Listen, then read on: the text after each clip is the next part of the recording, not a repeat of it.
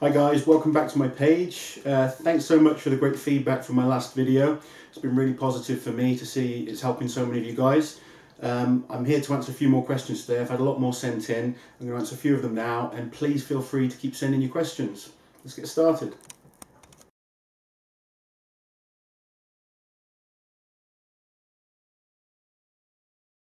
Alright, first question this week. You see me sometimes representing Iran in the Champions League, and I get asked that an awful lot. Why do you represent Iran in those competitions, yet you're representing Great Britain in the World's Strongest Man and Giants Live, etc., Britain's Strongest Man at the moment?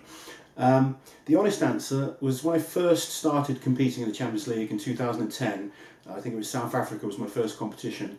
The organisers really wanted me to compete, but Terry Hollands was the current Champions League overall champion, and in the Champions League they only have one athlete from each country represented unless it's in the actual country, if that makes sense.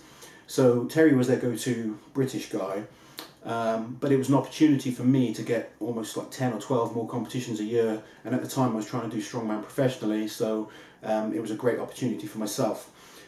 You know, my father's from Iran. I'm proud of that heritage, but I was born and raised in England. My mum's from Newcastle.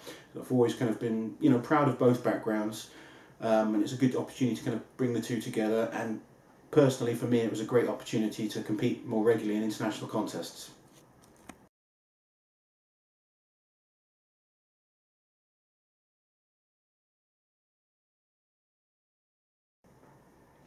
Second question today.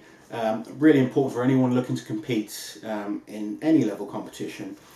How long should you kind of back off training before a competition, and also how long does it take to recover afterwards? The recovery I'll get to in a minute. First off, how long should you be kind of backing off your training before a contest? Personally, about 2 weeks before a contest would be my last heavy session in the gym, and I still wouldn't be kind of maxing out to competition weights. It would be a heavy session, probably using triples in my training. So, you know, deadlifting, squatting, pressing, all those kind of exercises. I'd be looking at some heavy triples, but comfortable, smooth reps. Then the following week, I would probably just do a lot of speed work, light training to get kind of blood around the body, more recovery based than anything else. And then 5 days before a competition, I actually stop training, and then it's all about just getting good nutrition, lots of good types of carbohydrates, protein. You're trying to make sure that when you're at your contest, your muscles are fully recovered and you're ready to give 100%. Some guys, you see some guys are training hard all the time, and it can be counterproductive, because if you're just pushing your body to the limit all the time, your muscles are broken down, and then you're struggling then in the day of the competition. You see a lot of guys, they leave their best lifts in the gym. I always try to hit my PBs in competition, and that kind of little recovery process always seems to help. After competition, it always varies depending on how fit you are, how used to competing you are, but if it's a really brutal, tough competition, it can take anything up to a month to really recover properly. If I've kind of gone to a maximum effort in a deadlift or a squat, my central nervous system can be taxed for 2 to 3 weeks. So the week after, I tend not to train at all. Week after that would be very light training, just kind of gradually building back up. And then probably the third week, I'd probably start setting out a program for my next competition or my next kind of period of training.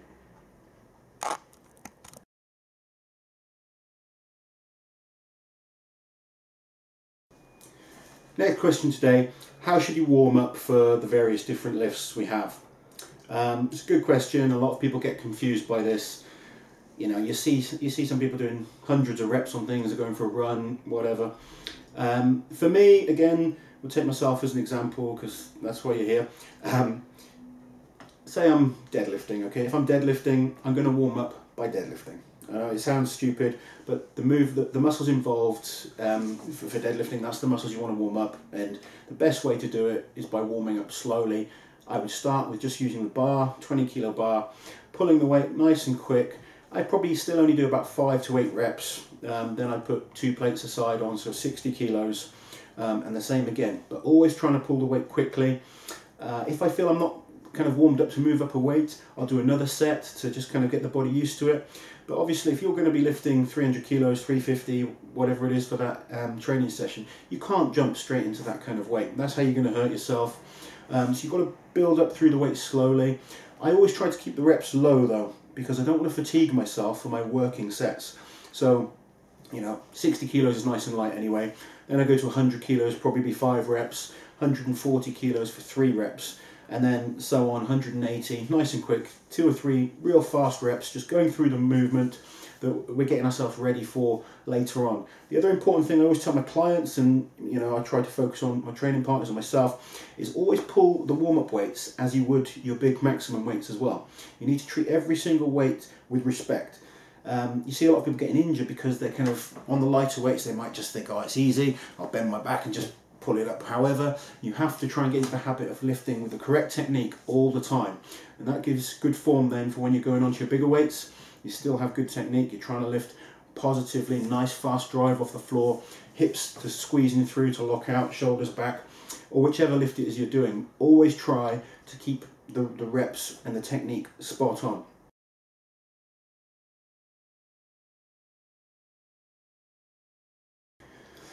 Right, cardio and conditioning for strongman.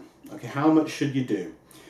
Firstly, it's important to separate the two. Okay, conditioning is how you train to get yourself ready for a certain sport.